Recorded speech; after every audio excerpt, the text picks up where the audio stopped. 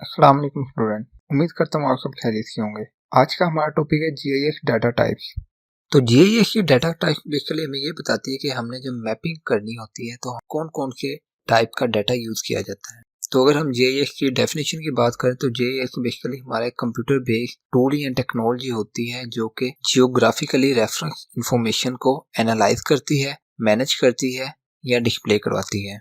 अगर simple word में आपको बताऊं तो जीआईएस हमारा एक ऐसा सॉफ्टवेयर होता है जिसको यूज करते हुए हम अपने किसी भी जियोग्राफिकल एरिया को विजुलाइज करवा सकें या उसको एनालाइज करते हुए डिस्प्ले करवा सकें।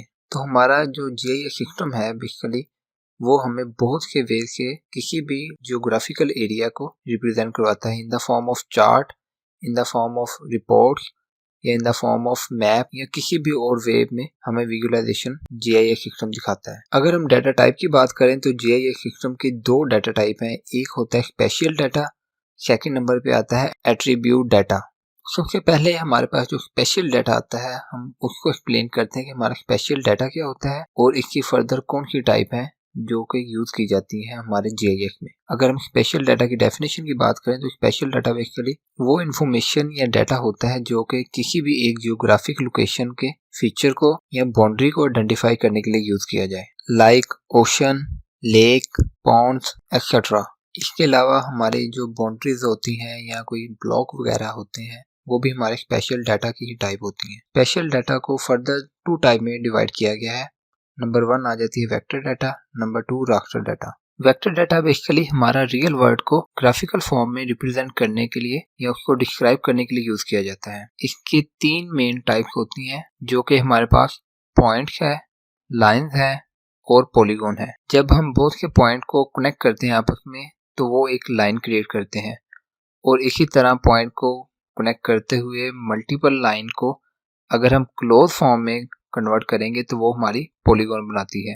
वेक्टर बेसिकली किसी भी स्पेस में पोजीशन को डिस्क्राइब करने के लिए हम यूज करते हैं। अब हमारी वो पोजीशन क्या हो सकती है, वो हमारी एक्स वाई कोऑर्डिनेट हो सकते हैं या समटाइम हम जो है 3 एक्सिस में वर्क करते हुए एक्स वाई और जी कोऑर्डिनेट में अपनी मैपिंग या अपनी पोजीशन को आइडेंटिफाई कर रहे होते हैं, जिसमें हम पॉइंट, लाइंस या पॉलीगॉन को यूज करते हुए एक मैप डिजाइन करते हैं जिससे हमें किसी भी जियोग्राफिकल एरिया को अंडरस्टैंड करने के लिए या किसी भी एरिया तक रसाई हासिल करने के लिए हेल्पफुल होता है। अगर हम वेक्टर डाटा के एडवांटेज की बात करें तो इसका सबसे पहला एडवांटेज है कि ये एक्यूरेटली रिप्रेजेंट करता है शेप को और साइज को।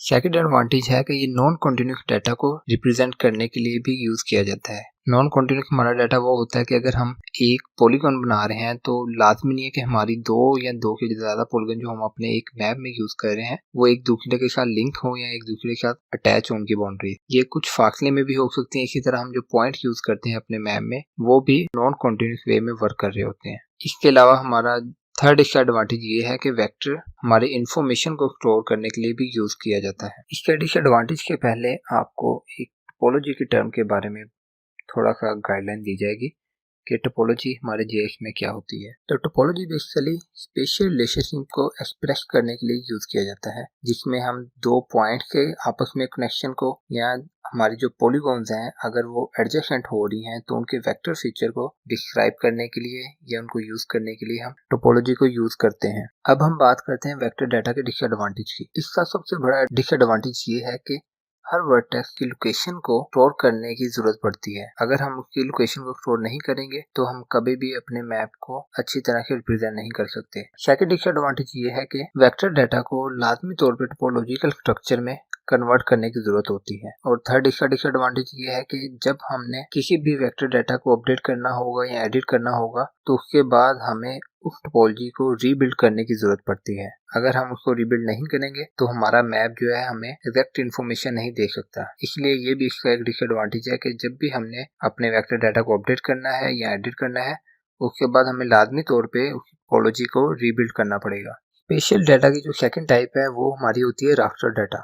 रास्टर डाटा को रोज एंड कॉलम की फॉर्म में या ग्रिड की फॉर्म में रिप्रेजेंट किया जाता है और उस रोज एंड कॉलम का जो एक सेल होगा वो एक यूनिक वैल्यू रखता होगा जिसको हम पिक्सल भी बोलते हैं, और हर पिक्सल को एक स्पेसिफिक वैल्यू साइन की जाती है जो कि 0 से 255 के दरमियान कोई भी वैल्यू साइन करते हुए हम डिफरेंट स्कीम को या डिफरेंट कलर को यूज करते हुए एक रास्टर डाटा या एक स्केच जो है वो शो करवाते हैं। रास्टर डाटा रिप्रेजेंट करता है टेम्परेचर को, एलिवेशन को या हाइड्रोलॉजी को। अगर हम रास्टर डाटा के एडवांटेज की बात करें तो उसका सबसे पहला एडवांटेज जो है वो ये है कि रास्टर डाटा हमारे कंटिन्यूस डाटा को, कंटिन्यूस चेंज को डील करता है, जैसा कि एलिवेशन या स्लोप जिसमें कंटिन्यूसली चेंज हो रहा होगा उनकी वैल्यू में, उसको स्टोर करने के लिए रास्टर डाटा यूज किया जाता है। सेकंड इसका एडवांटेज है कि रास्टर डाटा हमारा फ्लेक्सिबल होता है और फास्टर एनालिसिस करने के लिए यूज किया जाता है।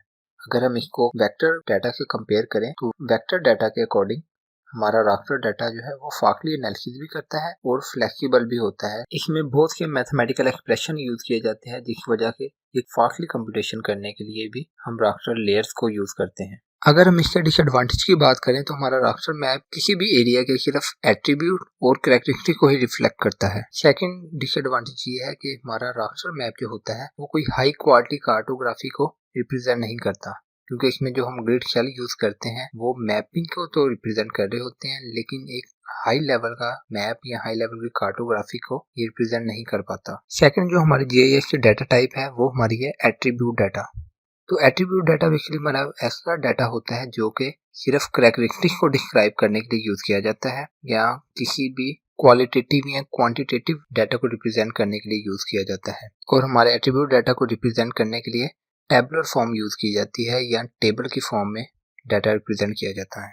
इसको या फिर आप ऐसे भी कह सकते हैं कि हमारा एट्रीब्यूट डाटा वो डाटा होता है जो कि किसी भी एक डाटा के बारे में कंप्लीट इंफॉर्मेशन प्रोवाइड करता है। फॉर एग्जांपल अगर हम किसी एक पर्सन की डिटेल के बारे में बात कर रहे हैं तो उस पर्सन से रेलेवेंट जितनी भी इंफॉर्मेशन होगी वो एक टेबल में सेव की जाएगी और वो टेबल में उसका एरिया आ जाता है, उसका फोन नंबर आ जाएगा, उसका जोन आ जाएगा। इस तरह और जो भी इंफॉर्मेशन उससे रेलेवेंट बनती होगी वो एक टेबल में सेव की जाती है जो कि हमारा एट्रीब्यूट डाटा कहलाता है।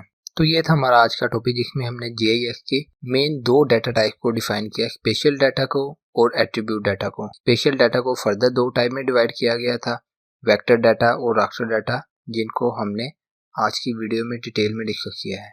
मिलते हैं नेक्स्ट वीडियो के साथ, अब तक के लिए अल्लाह हाफिज।